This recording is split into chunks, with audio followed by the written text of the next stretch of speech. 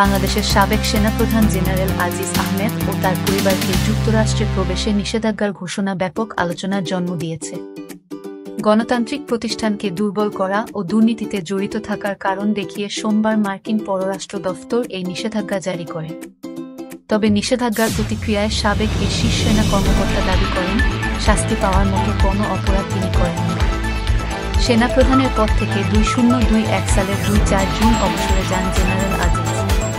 তিনি দায়িত্বে থাকাকালেই তার বিরুদ্ধে বেশ কিছু অভিযোগ ওঠে। কাতার ভিত্তিক একটি সংবাদ মাধ্যম তার এবং পরিবারের সদস্যদের অতীত এবং বর্তমান বিভিন্ন কর্মকাণ্ড এবং নানা ধরনের দুর্নীতির বিষয় নিয়ে একটি প্রামাণ্য চিত্র প্রচার করে, যেখানে বাংলাদেশের ক্ষমতা কাঠামোর সাথে তাদের নিবিড় সংশ্লিষ্টতার কথা উল্লেখ করা হয়েছে। তখন সরকার এবং সেনাবাহিনীর পক্ষ থেকে অভিযোগগুলোকে মিথ্যা ও বানোয়াট বলে দাবি করা হয়েছে।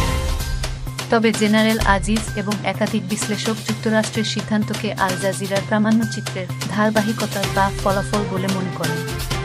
কিন্তু এতদিন পরে যখন আজিজের অবসরের বয়সও 3 বছর হতে চলল এবং যুক্তরাষ্ট্র ও বাংলাদেশের মধ্যে সাম্প্রতিক নির্বাচন ও গণতন্ত্র ইস্যুতে সম্পর্কের ওঠানামায় আলোচনায় মুখ্য হয়ে উঠেছিল, তখন নতুন ঘোষণাটির তাৎপর্য কী? এখন যারা করছেন তাদেরকেও পে করতে হবে। মার্কিন স্টেট ডিপার্টমেন্টের foreign operation and related programs appropriations act 7031-সি প্রয়োগ করা হয়েছে বাংলাদেশের সেনাপ্রধানের ক্ষেত্রে। দুর্নীতি ও মানবাধিকার লঙ্ঘনে সম্পৃক্ত বিদেশি নাগরিকদের বেলায় এটি প্রয়োগ করা হয়ে থাকে। বিশ্বাসযোগ্য তথ্য থাকলেই কেবল অ্যাক্ট ব্যবহার করা হবে বলে উল্লেখ করা হয়েছে পররাষ্ট্র দপ্তরের ওয়েবসাইটে। যুক্তরাষ্ট্রের ইলিনয় স্টেট ইউনিভার্সিটির রাজনীতি ও সরকার বিভাগের ডিস্টিংগুইশড প্রফেসর অধ্যাপক আলী রিয়াজ বলেন, 3.5 বছর পর যখন এই সমস্ত তথ্যকে ভিত্তি করে যুক্তরাষ্ট্র ব্যবস্থা নিচ্ছে, দেখা যাচ্ছে এগুলো আসলে সত্যিই ছিল। তিনি বলেন, আগে যারা নাকচ করেছিলেন তারা এখন কি বলবেন সেটাই এখন দেখার বিষয়। যারা এখন দুর্নীতিতে যুক্ত আছেন তাদের জন্য একে একটা বার্তা বলে মনে করেন এই অধ্যাপক। তিনি আরও বলেন, পরিস্থিতিটা এই রকম যে কোনো সময় তারা বিপদগ্রস্ত হতে পারেন। যেভাবে দুর্নীতিতে জড়িয়ে পড়ছেন, একসময় তাদেরকে তার জন্য মূল্য করতে হবে। বাংলাদেশের সাবেক রাষ্ট্রদূত হুমায়ুন কবির বলেন, অন্য কারো যদি কোনো সাবস্টেন্টিভ ম্যাটেরিয়াল উপযুক্ত প্রমাণ থাকে তাহলে এই ধরনের একটা কনসিকোয়েন্স পরিণতির মুখোমুখি করার আশঙ্কা তৈরি হল। যুক্তরাষ্ট্র বাংলাদেশ সম্পর্ক নিয়ে কি ধারণা মিলছে? মার্কিন পররাষ্ট্র দফতরের মুখপাত্র ম্যাথিউ মিলারের বিবৃতিতে আর্থিক দুর্নীতির পাশাপাশি গণতান্ত্রিক প্রতিষ্ঠান সমূহের ক্ষতির কথাও বলা হয়েছে। বাংলাদেশের দ্বাদশ জাতীয় সংসদ নির্বাচনকে ঘিরে মানবাধিকার ও অংশগ্রহণমূলক নির্বাচন সহ বিভিন্ন বিষয়ে যুক্তরাষ্ট্রের সাথে আওয়ামী লীগ সরকারের মতপার্থক্য দেখা দিয়েছিল। অবাধ, নিরপেক্ষ ও নির্বিঘ্ন নির্বাচনের স্বার্থে বিশেষ ভিসা নীতিও ঘোষণা করেছিল যুক্তরাষ্ট্র। তবে সম্প্রতি সম্পর্কে আস্থার সংকট কাটিয়ে একটুখানি সামনের দিকে যাওয়ার চেষ্টা হচ্ছিল বা এরকম একটা ধারণা তৈরি হচ্ছিল বলে মনে করেন সাবেক কূটনীতিক হুমায়ুন কবির। সাবেক সেনাপ্রধানের খবরটা সেই প্রেক্ষাপটে একটা প্রশ্নের উদ্রেক করল বলেও মন্তব্য তার। অধ্যাপক আলী রিয়াজ বলেন, নির্বাচনের সময় চাপ দিলেও যুক্তরাষ্ট্র কোনো কার্যকর পদক্ষেপ নেয়নি। তাই ক্ষমতাসীনদের তরফে দাবি করা হচ্ছিল সবকিছু প্রায় স্বাভাবিক হয়ে আসছে। তিনি বলেন, কিন্তু টানাপোড়েনের অবসান ঘটেছিল বলে যে ধারণা দেওয়ার চেষ্টা করা হচ্ছিল তা যে ঠিক নয়, সেটিই বোঝা গেল নতুন ঘোষণায়। দুজন বিশ্লেষকই মনে করেন, দুর্নীতি, মানবাধিকার, গণতন্ত্রের বিষয়গুলো যুক্তরাষ্ট্রের নীতিগত অবস্থানে কোনো পরিবর্তন হয়নি। অধ্যাপক রিয়াজের মতে, যুক্তরাষ্ট্র একটা এনগেজমেন্ট পলিসির মধ্যে আছে। তিনি বলেন, আমার কাছে মনে হয় যেহেতু বর্তমান সরকারের সময় আমি সেনাপ্রধান ছিলাম, সরকারকেও হয়তো কিছুটা বিব্রত বা হেয় করার জন্য এই রেস্ট্রিকশনটা হতে পারে। সরকারের জন্য এটা বিব্রতকর হওয়ার কথা বলে মনে করেন অধ্যাপক আলী রিয়াজও। তিনি বলেন, কিন্তু সরকার এই বিব্রত হওয়াকে খুব যে গুরুত্ব দেয় তা তো মনে হয় না।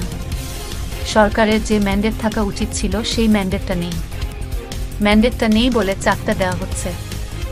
বাংলাদেশ সরকারের দুজন মন্ত্রী অবশ্য সাবেক সেনাপ্রধানের উপর মার্কিন নিষেধাজ্ঞাকে সরকারের বিষয় হিসেবে দেখতে নারাজ।